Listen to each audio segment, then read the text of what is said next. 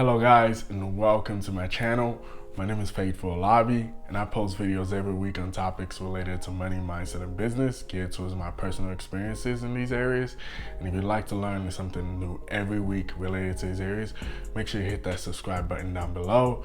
You guys watching, everybody watching this video right now, just hit that like button. If you're a returning subscriber, I really appreciate you. You all are some real ones. With that being said, the topic I want to talk about today is business. So as I stated when I first launched my first video for this channel, I have a business that I'm currently running. The business I'm currently running is my first startup, and it's been a journey so far. And I wanted to be able to share with you guys the idea of what my business is and what we're trying to accomplish as a company, how we came about it, and what I've learned so far and what I wish I knew before I went into going into business. Now, with that being said, I'll start off with the idea of how I came up with this idea. While I was in school, my senior year at UTSA, we had to take a course called Senior Design.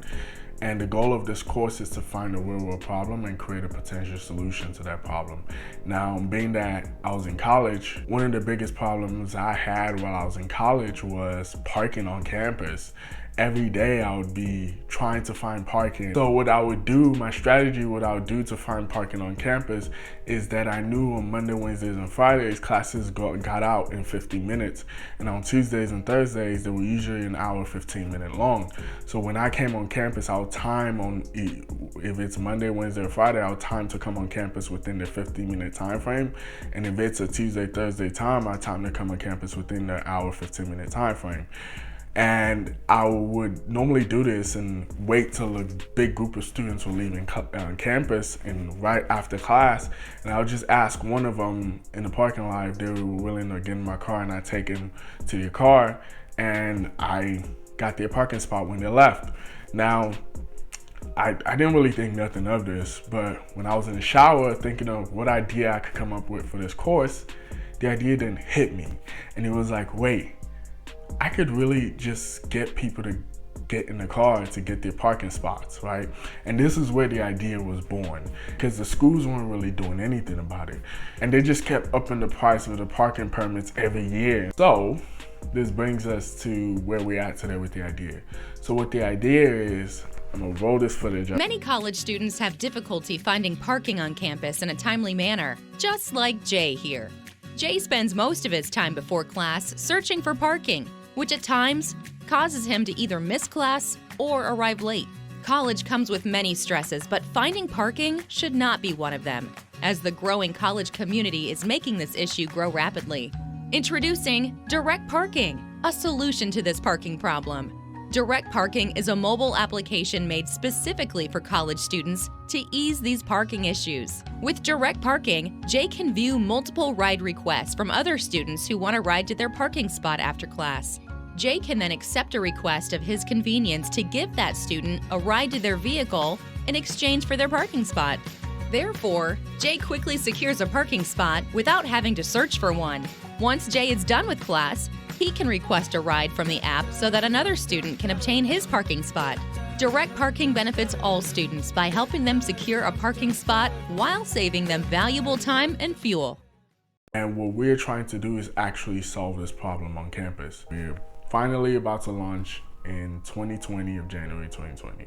And we're launching at this university of my alumni school, University of Texas at San Antonio. This leads me to the first thing in what I wish I knew before going into business, and that is taking the first step. And I know taking that first step is very fearful because it's stepping out of the conventional way of doing things, and you're taking a journey into a world you don't know, but you will never know about that world until you explore that world. The second one of what I wish I knew was like knowing what I actually wanted to accomplish. I think knowing exactly what you want to accomplish, like what is the vision for your business, what is the end goal for your business, is very important. The one thing I should have done more of, or I wish I did more of, is got more unbiased opinion about my idea. One of the ways you could do this also is to actually create a landing page on Google. Create a Google ad, a Facebook ad that publicizes your idea, and when they click, see how many people, see what the click-through rate is on that ad, and say redirect them to a landing page that announces your launch date and everything, and see how many people actually registered, how many people did it reach, how many people registered, so you could gauge how big is your market for this problem that you're trying to solve, or this product that you think you have. The next one is creating your entity in a legal way. So registering your business name, trademarking your business name, protecting any IP and intellectual properties that you have. And these are things that I think is a very important step. The next one that I think is very important also is creating a business plan. For me, creating a business plan, this is the way I see plans. Plans are not something that you're supposed to follow directly to the T, but it gives you a sense of direction in where you're going, in your company, in life, in anything. I look at plans as the light in the darkness. Now, the last thing I want to talk about is funding, which is probably one of the biggest things when it comes to business. So with funding, for you to know how much money you would need, you need to know how much money your business is going to cost you initially. Now, apart from the part, if you're selling a product, now you have to understand how much that product is going to initially cost you, how much you need to charge for it in order to make your money, how much it's going to cost you to acquire those customers that you're going to need in order to pay for that product, what your expenses are going to be, are you going to hire people?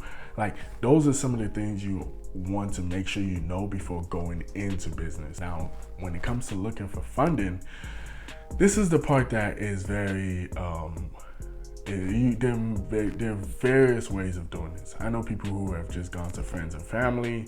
I know people who have started it with their own money. They saved up and started with their own money. I know some people who started with $0. I know some people who went to private equity and venture capitalists, but it's all depends on what your business is and how you see it growing and the scaling of it.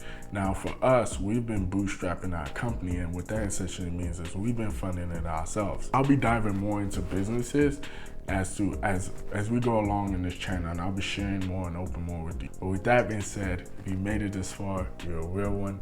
Y'all make sure you hit that like button, hit the subscribe button, share this video with your friends. I really appreciate you all. Y'all have a good and great week.